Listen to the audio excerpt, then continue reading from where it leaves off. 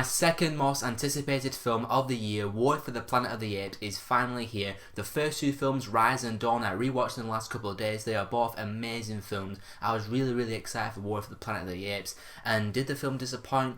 Absolutely not. This film...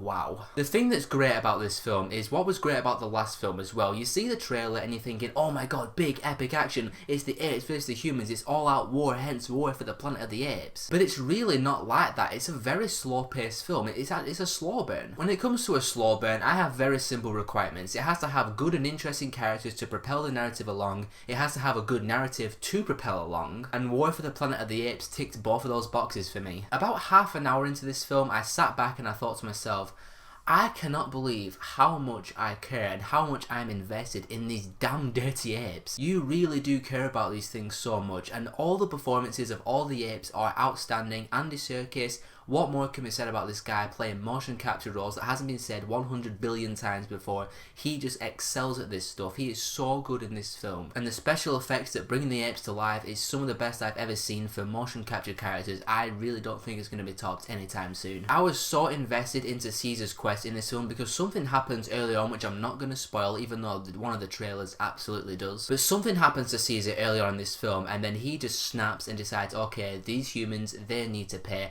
And you're rooting for him, you're rooting for Caesar, you're rooting for all the apes to just pretty much screw the human race. As weird as that sounds, that's exactly what you feel throughout this entire film. You want the apes to succeed and you want Caesar to fulfill his quest. Going back to the film being a slow burn, it's really good because it fleshes out the characters, it fleshes out the story, and you understand the perspectives of all the characters, especially Woody Harrelson, who plays the villain in this film, the Colonel. The Colonel in this film is a complete dick. He's a full-on asshole, but when he starts talking to Caesar and he's explaining his perspective, you're like, you have a point. As much as you hate to admit it, he does have a point, but it's just the way he's going about stuff makes him a really big douchebag, and Woody Harrelson killed it. I mean, it's Woody Harrelson, for God's sake. So the film's slow pace allows you to see all the characters' perspectives and understand where they're all coming from, and it makes the conflict that happens towards the end of the film all the more compelling to watch. And there are a few times in this film where it goes for the emotion, and I didn't really cry or anything. I might have almost teared up in one scene, but it still hits you, and it floors you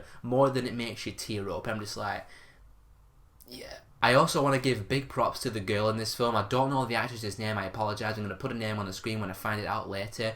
She was great. She has no dialogue in the film. I'm not going to tell you what's going on with her character, but she has no dialogue whatsoever. So she has to convey all of her emotions through facial expressions and body language, and she does it like a champ. She was great. The last year and a half, the last 2 years has been really great for like young child performances. Add this one to the list. Now I do have a couple of small, tiny negatives with this film. One of them being that there's a bit of exposition at the very start, like some text comes on screen, and it felt a little bit on the nose. You'll know what I mean when you see it in the film. I'm just like, did we really need that? And going back to the slow pace of the story for a second, I felt like that in Dawn of the Planet of the Apes, that there was more stuff going on in the story compared to War for the Planet of the Apes. It's going along and there is a story there, but I'd say definitely for the first half of it, it didn't feel like there was as much story going on as there was in Dawn of the Planet of the Apes. And that's it. Those are the only very small problems I have with this film. War for the Planet of the Apes is a great conclusion to an amazing trilogy. It's one of the best trilogies we've had in recent memory. The film is extremely well made. The direction, the cinematography, the camera work is all very amazing, as are all the performances in the film. The emotion works, the story works, the characters all have layers to them, and it's a summer blockbuster that goes above and beyond being just a fun, exciting, awesome movie. It tells a good story with great characters, and it's really well made. I'm gonna give War for the Planet of the Apes a 4.5 out of 5. Probably the best film of the year so far, but more importantly, I want to know, what did you think of War for the Planet of the Apes, and what's your favourite film in this Planet of the Apes trilogy so far? Let me know your thoughts in the comments below, and if you want to see more of my stuff, be sure to subscribe, and I'll see you all in the next video.